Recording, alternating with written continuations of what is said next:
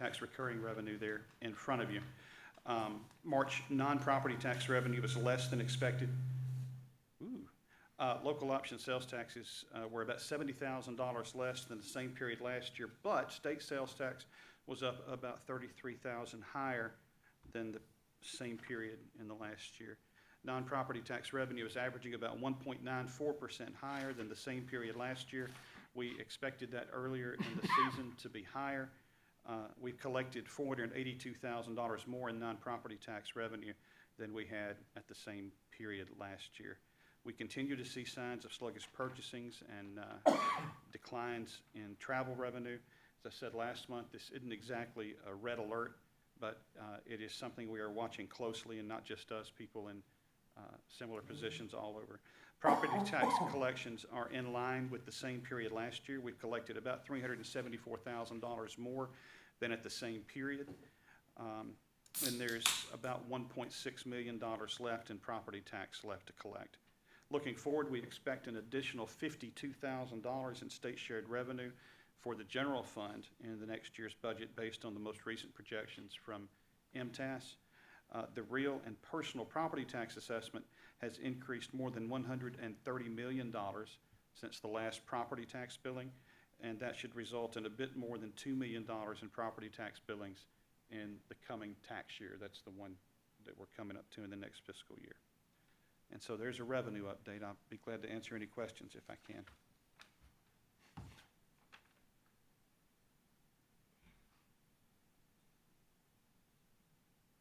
You may have mentioned it, why the tourism portion is down. You know, I don't really know. I suspect that there is some reticence on folks to let go of that money if they have a choice to stay cheaper or do cheaper, or maybe they're putting off a little travel. But we don't really know. It's just we're noticing that there's a decline in that. I know that they're ramping up some stuff for some of the travel balls and all of those things. Sure. And we may see an uptick in that, but it's worth, hotel motel tax was 20 grand less than the previous period last year. Last month it was $27,000 less. Hotel motel tax is down for the year $80,000 year to date, which is it's a big number, but it's not a huge number, but sure, that's just an indicator. Anything else? No, sir. That concludes our meeting. Next, let's go to budget amendments. Anything else you want to add? No, sir. Okay. The first budget amendment is number 58, is to recognize insurance recovery and appropriate $66,000 some odd dollars for repair of the roundabout wall, which I know all of you are excited to see repaired. Yes. Any questions about that one?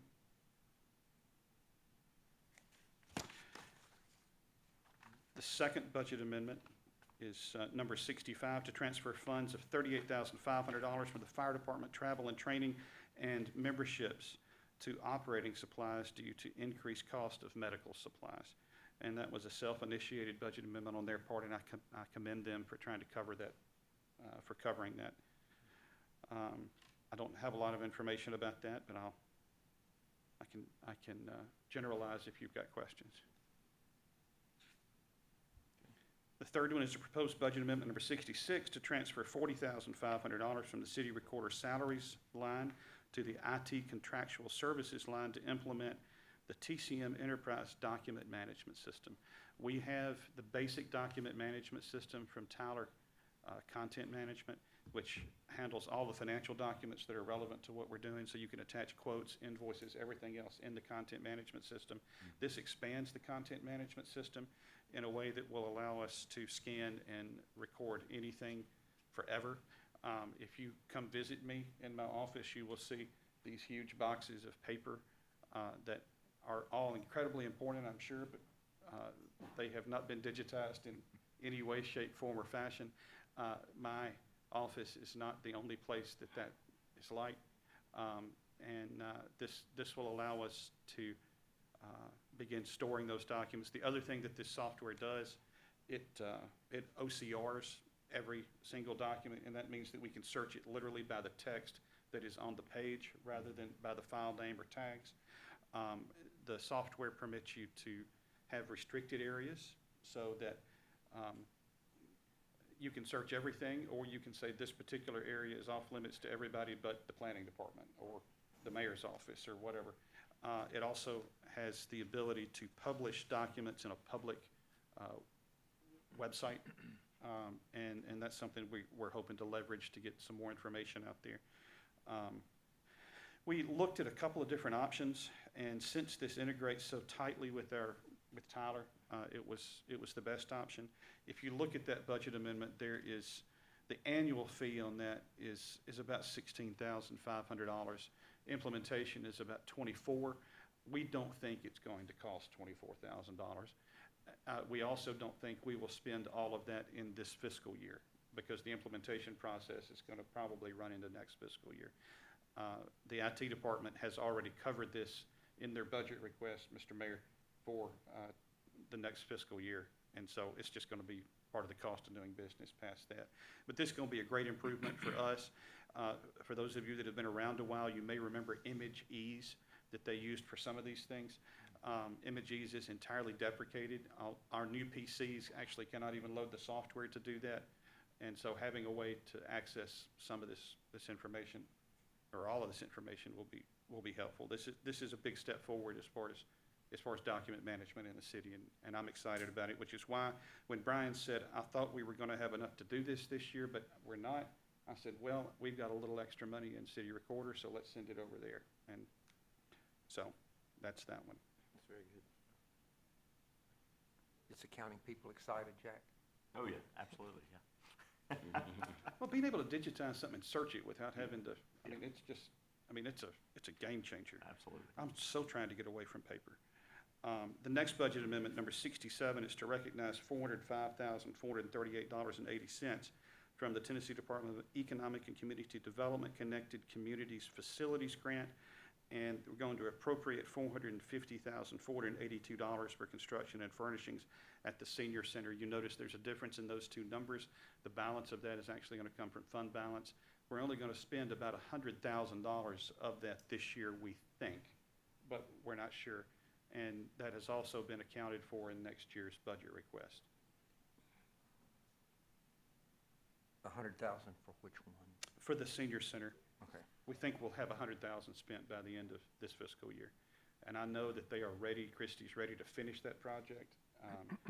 If she could get it all spent by June 30th, she would, but I don't think she's going to be able to. Looks good. That's exciting. That's very exciting. You want to move on to Yes. Tyler Munis updates? We are continuing to configure and implement the billing and cashiering modules for the H&S department. H&S is commercial garbage. We are grateful for the attentiveness and the investment that the folks in the H&S team are putting into this. They have trained 8 hours a day, 2 or 3 days a week for the last month. And they get to a question about how this integrates with the ledger or something, and I'll jump in there for 30 minutes or an hour. But they know their business, and it's really fun because they understand how the pieces fit together. The revenue portion of this, as I said, is integrated with our other revenue operations. And I think that they will, my goal, I told you guys a couple of months ago, was to try to be doing everything in the core system that we initially contracted with by October. I think they may get there, and I'm excited about that. We are beginning to schedule implementation for business license administration. This will take longer than we anticipated. We started this process about 18 months ago, and there were other pressing matters, and then nobody thought about it again. And so we've tried to jumpstart the business license administration and implementation. We anticipate beginning the implementation process for that in September, which disappoints me, but we may not get that done by October, but we are pushing. Business license administration generates about $2 million in revenue for the city, but also critically it plays a key role in planning and codes. so that if somebody wants to put a particular type of business in a particular place, sometimes the first hint that they're trying to do that is when they apply for a business license, and then our other departments can address whether or not that's appropriate for where they're putting it. Property tax implementation is continuing, but we've run into a couple of snags with conversions of our CAMA files. CAMA is a standard that they use for property tax. The state's CAMA files, the ones that we get from them, integrate perfectly fine. Our own internal CAMA files, the ones that we are using to bring in property tax from previous tax years, we keep running into a bump. There's something that won't process. It's 5 or 6 records, but until it works, we can't go. The conversion is almost done, but it's been almost done for a month and a half. And this morning, right before I got down here, Trish was in my office beating on my desk saying, they're not done with this. They canceled our call today. They said they're gonna do this. And then Jessica came in and says, leave him alone. He's going to budget committee. So I know I'm going back to hear from Trish about this in a few minutes. We still plan, I mean, if we've got to go to Tyler, Texas to get these folks off their whatever, I still hope to have property tax running by October. We would like to actually be using it by July or August so that our revenue team is familiar with it and it's not brand new to them when they get 30-something thousand property tax bills. Sure. But the hope is to get that done by October. And the bump is because it wasn't put in there correctly? The bump is, so we want to retain as much property tax history as we can. It is incredibly useful to go back and say, okay, this is who owned a property 8 years ago. This is who owned a property 20 years ago. We want to retain as much of that information as we can. And so exporting that information from our legacy system and converting it into they're converting it into what they call a CAMA file. I don't know if it actually is, but it uses the same import process. Converting that data so there aren't any hiccups has been full of hiccups. And we're down to 5 or 6. Most of them are tied to either pilot billings or they are tied to things that have tax freeze or tax relief on them for one reason or another. And it's just tiny things, and they've got programmers that are working on these conversions, and every time we come back, they fixed one more thing, but it's just not done. It's been almost done, I said, for a month and a half. Would like to get that done. That's high on the list. With the H&S business license and property tax, they will all use the same front-end cashiering module. Right now, we're using a basic revenue module to collect miscellaneous revenue types. And so when we get a check for a grant, it goes straight into Tyler. It doesn't use their legacy system to record that. Everything but property tax, business license, and H&S are going straight into Tyler right now, but they're using a simplified revenue collection module. The cashier, and it's clunky. I've used it a little bit. The cashiering module, which we will turn on when we get H&S done and when we get property tax done, is so fast. It's so easy. It's much more intuitive than what they're doing now. And so one of the main things is once we get that cashiering module, our revenue department will be a lot happier because it's a lot easier to use. And so that's all of a piece, if you want to think about it that way. It all kind of goes together. And then purchasing is ready to begin their refresher training and implementation for requisitions and purchase orders. Zach said May 1st. I said, so you're starting this week? He said, I didn't say that. I said, you said May 1st. I said, that's this week. He said, oh, okay. Are you back here, Zach? Okay. He said he might come. I'm going to commend Zach. And calm down. I spoke him up. Hang on, I'm going to wait till he gets in here till I'll say something nice about him. You think you can hear me now? Yeah. Okay.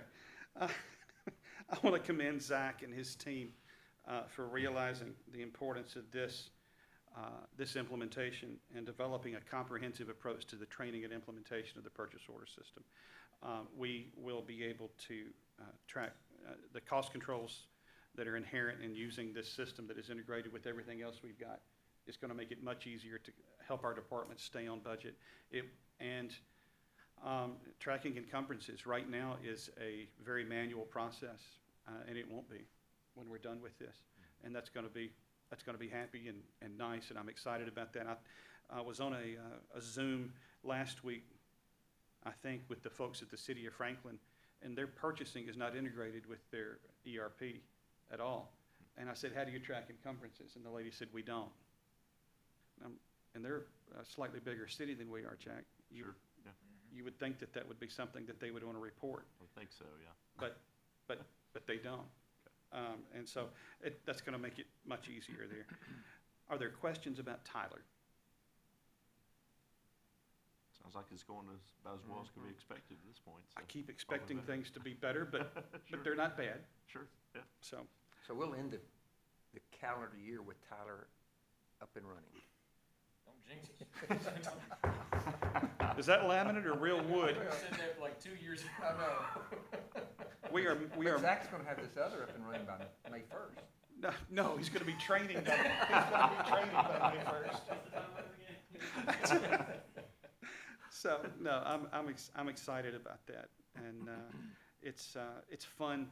As I was telling Jack before the meeting, it's fun to see these pieces begin to come together, and for our folks to get a better and better and better grasp on how they fit together and how this can help us. And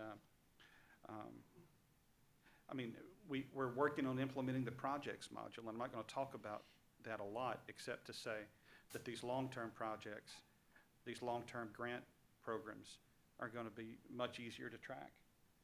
There's not going to be any ambiguity. You'll be able to log in there and say, this is what we've got and this is what we've spent, and it's just going to be that simple. So I'm excited. So You've done a good job. trying. Mayor, anything you wanna add? I think they've done a great job of getting the implementation going. Thanks for jinxing us, saying we'll have it done by the end of the year. I think we said that like 2 or 3 times. But it's been an arduous process. And, I mean, software conversions, core financial system conversion is never easy. They've done trainings after trainings after trainings, and then have to come train some of us additionally. So it's been, it's good to see light at the end of the tunnel for sure. Anything else before this committee? Let me give you just a little update on budget process, and then I want to talk briefly about budget committee meetings. The payroll and benefits projection for the budget have been completed. They are in the copy here. Mayor, can we send this to the non-council folks, the first draft of the budget? Yeah. Okay. Those have been completed on a first pass, but there's still a bit of cleanup to do, and we're working on that this week. We're still working on capturing some smaller grants. I told the mayor this Friday, and we'll be sending you guys some more information on that. And we found some payroll cleanups this morning. Did you? Look, okay. And then I think, so the budget committee, I like the idea of this last Monday because that puts us right before a council meeting. I like it. There are a couple of folks for whom that will be difficult. But more importantly, our next budget committee, if we followed the calendar, would be on Memorial Day. One of the members of the press here pointed that out to me after our last meeting. Yeah, there we are. And, That means he's wanting to be here on that Monday. oh, does he want to be here that Monday? We have a cookout right now. Right. And so we will reschedule, with your permission, we'll reschedule that budget committee meeting for Memorial Day. And at that meeting, we'll also have a conversation, if we can, going to try to start polling you guys to see what days regularly work for you. Because want to get it as close as we can to council, but also I don't want to lose any of you simply because the schedule doesn't work for you. Sure. And so, anyway, probably send out a couple of emails in the next couple of weeks to see, first of all, what will work for the rescheduled Memorial Day meeting, and then also what might work regularly. So, and Frank, that's really all I've got. Okay. I just have a question. It might not, it's one thing to do with the budget, Mayor, but Sonny, who took Sonny's place? That's Buzz. Because basically what's going on in a sense is like, the county and the city properties, there's a house right in front of me that someone bought the house, but then again, we was ordered to tear the house down. Now, I guess, it's like, where do they stand? As the Yeah, stuff is not adding up, and they're not sharing information. Like, when they buy a house, somebody buy a house online. Yeah. Yeah. So, Yeah, go ahead. so their process has changed a little bit since Sonny left, Mhm. anyway. And then some of the folks in our building department are doing things a little different than they have before, and I've talked to Robin, and after we get done with the budget and a couple of these other things that have to be done, I was talking to Trish the other day, that is a priority for us, is to fill that position, because she's doing a great job trying to cover all of that, but we have revenue collection tasks that require somebody to go out and knock on your door and say, you haven't paid this, and there's not anybody doing that right now. We're not talking about large sums of money, but that job will very definitely pay for itself. I'm concerned about What's, the house being yeah, sold, it's, and they got an order to tear it down. Right, She came out and sprayed the house, so right. the house would be tore down. But I like Robin, there was a guy out here Sunday, and that Sunday before she came and did that at Monday or whatever. So he had bought the house online, on online auction, I guess. So it's like, but then she had orders to tear it down, so it's like the two departments. the yeah, so county, if it goes to unpaid taxes and goes to that, and they control the jointly owned property. And so they've got a new process, and there's been some reassessment issues too. For example, drawing lines, Federal Drive being one of them. Private Drive now, the way it got redrawn, it's a public right of way now, and so Stan and Lewis are working with the county on how to get that process to where we're communicating better, because their process now is just going, everything that comes to them from court or from a tax or everything, they just put it in the system, and it goes to online sales. And so they're not going and checking any of it right now, because they don't have capacity to do it, and so we're trying to get a good checks and balances system that we can check it beforehand. Yeah, 'cause I don't know, I hadn't talked to her on what they're gonna do. Just the way it flows to them automatically, and so they've put it in their software, because they don't have someone that could sit and just go check all the property, and so. So actually, since they bought the house, he still has the right, don't have to tear it down, because I think it was ordered to be tore down. Well, Right, judge. so, yeah, from my understanding, because there's another property like that too, that a judge's rule overrides a property transfer. So the owner of the property would still have to tear it down if the judge ordered it to be torn down. I think I understand that correctly. Lewis and I talked about it briefly last week, and he was gonna check into it more. Since we're on property, where do we stand with Crestview Apartments after Judge Allen's? That's a Lewis question. They're working through that. Okay. Thank you, sir. Yeah. I would say the budget process, I'm going through that now, doing my first pass. Our departments have done a great job of documenting, of commenting, so I think we're starting off closer than we started off in years past. And just, I think some cleanup things will help out a lot, and some revenue cleanup will help out a lot, and so we're gonna get there, and my eyes are bleeding just a little bit, but, we're going through the process. In the past, we've used all the department heads coming in and talking. Yeah, I'm gonna work on getting with them to make sure, I think, I was looking at 15th and 16th, I think that's a Wednesday and Thursday, to get budget hearings for the council. Do we need to do that? Yeah, I think that's a good exercise to ask questions, to look at that, and, yeah, I don't wanna just have it on a council agenda and then, we have a bunch of questions for departments. I think we gotta give them a chance to come in and ask those questions. Spend the time. Yeah. Anything else for us today? Thanks for being here. Motion? No motions. Just nice to hear one. Y'all have a good day. Thank you. And have a Diet Coke. Julie didn't have the other one. There you go.